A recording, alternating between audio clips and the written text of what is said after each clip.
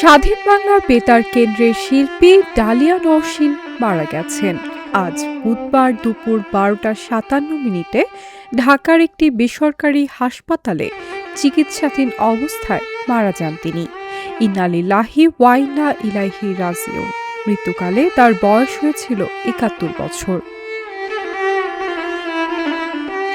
Dahlia Nowshin দীর্ঘদিন ধরে ক্যান্সারে আক্রান্ত ছিলেন। তার শারীরিক অবস্থার অবনতি হলে গত 27 মার্চ ঢাকার একটি বেসরকারি হাসপাতালে ভর্তি করানো হয় তাকে। আজ দুপুরে তিনি শেষ নিঃশ্বাস ত্যাগ করেন। আজ বাদ মাগরিব গুলশান সোসাইটি মসজিদে জানাজা অনুষ্ঠিত হবে। এরপর বনানী কবরস্থানে তাকে সমাহিত করা হবে। ডালিয়া নওশীনের দুই ছেলে, একজন থাকেন যুক্তরাষ্ট্রে, আরেকজন স্পেনে।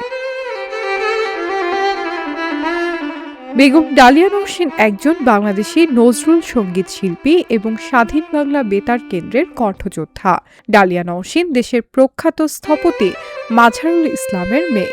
সঙ্গীতে বিশেষ অবদানের জন্য বাংলাদেশ সরকার তাকে 2020 সালে 21 পদক প্রদান করেন।